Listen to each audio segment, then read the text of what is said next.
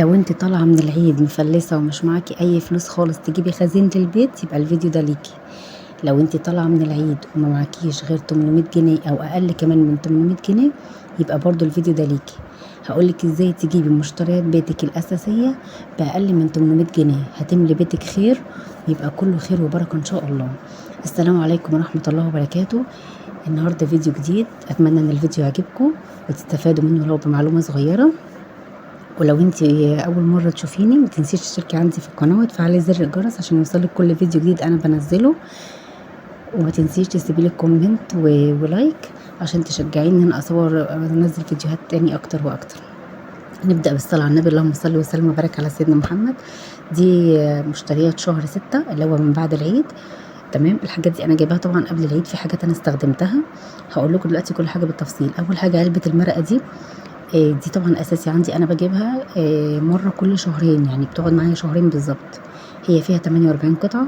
طبعا الاول كان سعرها رخيص، كانت ب 35 جنيه تقريبا، دلوقتي انا بجيبها ب 55 جنيه.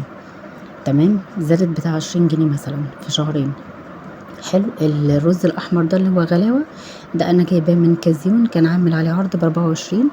ورز الاوائل ده جايباه ب 26. النوعين الرز دول حلوين جدا ما شاء الله عليهم، بس الاوائل عجبني اكتر. انا كنت جايبه 2 كيلو كمان غير دول. لا، كم انا كنت جايبه 5 من غلاوه وكان عندي 2 من الاوائل، يعني 7 كيلو. بس طبعا المحيشي بقى والعيد والحاجات دي استهلكت معايا رز كتير. تمام، جبت كمان العبوه بتاعت الزيت اللي انتوا شفتوها دي. العبوه دي 2 لتر ونص، كان نازل عليها عرض برضو، كانت عامله 175 او 175 175 190، مش فاكره بالظبط والله، بس غالبا 175 تمام. وجبت كمان كيلو من النشا كان عامل 40 جنيه، وجبت نص ذرة فشار كان عامل 20، وجبت نص فاصوليا دي مش فاكره سعرها كام والله خالص. وجبت الفانيليا برضو، الفانيليا جايبه 8 ب10 جنيه. وجبت ازازه الخل دي برضو كانت عامله 10 جنيه تقريبا او 15، مش فاكره. جبت كمان بابريكا، وجبت حبهان، وجبت كمان كمون وكزبره وفلفل اسود، بس مصورتهمش لان دول انا حطاهم في التلاجة فنسيت ان انا اصورهم. تمام، الجو دلوقتي حر طبعا، والتوابل ما ينفعش تقعد بره خالص، بتبوظ بسرعه، فعشان كده تلاقوني شايله الحاجه في التلاجة. في حاجات مش بينفع ان انا اسيبها من بره. بصوا بقى جبت ايه كمان، جبت ذره، رده قصدي، سوري معلش، جبت الرده الناعمه دي عشان هحطها على الدقيق الابيض واعمل بيها معجنات اللي هي ايه، عشان تبقى زي مش هتبقى بالظبط طبعا، هتبقى زي الدقيق بالحبه الكامله بس مش هتبقى بالظبط. جبت 2 كيلو من الرده دول كانوا عاملين 34 جنيه، دي ورقه بتاعت العطاره. وجبت ربع شاي كان عامل 55. والصلصه الاكياس دي يا بنات حلوه جدا، لو لقيتوها هاتوها. الكيس كان عامل 3 جنيه. بتنجزني قوي بصراحه لما باجي اعمل مكرونه، اجي اعمل اي حاجه محتاجه صلصه قليله، فهي دوب الكيس قد الحاجه اللي انا بعملها، يعني مش بحب احط صلصه كتير، خصوصا ان لسه سعر الطماطم اصلا منزلش يعني. فكنت جايبه 10 اكياس من الصلصه دول ب30 جنيه. وجبت كمان 2 كيلو من الشعريه، لان انا دايما بعمل الرز بشعريه مش بعمله ساده. ال2 كيلو كانوا عاملين 48 جنيه. وجبت كمان دي 5 كيلو. انا الشكاره دي دايما كنت بجيبها 10، بس الشهر ده عشان الجو حر فانا جبتها اللي هي ال5 كيلو مع ال2 كيلو من الرده دول، فعشان انا هخلط ده وده ونعمل بيهم معجنات ان شاء الله مع بعض. استنوني، فيديو قوي جدا في تجهيزات للفطار والعشاء. الفيديو اللي هينزل لكم بعد ده ان شاء الله هيعجبكم جدا، عامله فيه افكار كتير وهيعجبكم ان شاء الله. تمام، دي الحاجات اللي انا جبتها. وجبت كمان جبت روزميري، كنت محتاجه روزميري برضو. وجبت الحنه البلدي عشان كنت عايزه اعمل وصفه كده بتخفي الشعر الابيض من الناس، يعني اللي بيطلع لها شعر ابيض بدري بتخفي خالص.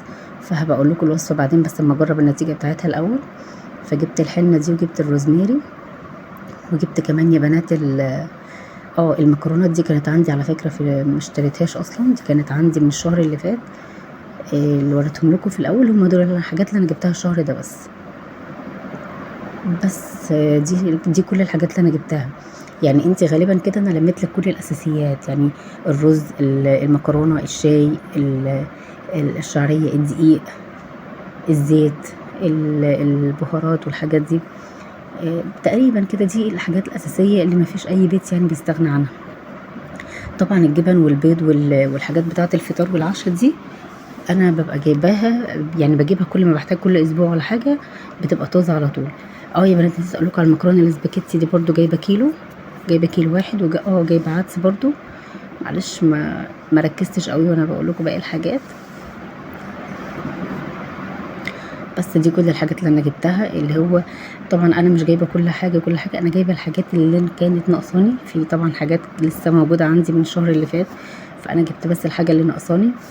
انتي حضرتك بتتفرجي على الفيديو بتاخدي الفكره او الحاجه اللي انتي محتاجاها. ممكن تمشي بيتك طبعا على حسب ظروفك. في حاجه انتي شايفاها مش اساسيه بتبقى بالنسبه لحد تاني بتبقى اساسيه، بس غالبا كل الحاجات اللي انا جايباها دي حاجات اساسيه مش رفاهيات خالص. بس بدات بعد كده احط الحاجات، في حاجات كانت محتاجه تتحط في المنظمات وفي حاجات لا. حطيت طبعا الشعريه، كانت خلاص المنظم بتاعها فضي، حطيت الشعريه في المنظم، والرز كمان فضيت كيس حطيته في المنظم بتاعه، والمرقه برضو قصقصت حبه كده حطيتهم في العلبه بتاعتهم، لان انا بستخدم مرقه كتير على طول يعني مش بستغنى عنها خالص. بس ولو انت وصلت معايا لحد هنا يا قمر ما تنسيش تحطي لي لايك وتسيبي لي كومنت قمر منك عشان يشجعني ان انا اصور وانزل فيديوهات اكتر واكتر ان شاء الله. واتمنى ان احنا دايما كده في زياده ان شاء الله، ونوصل ل1000 مشترك قريب جدا.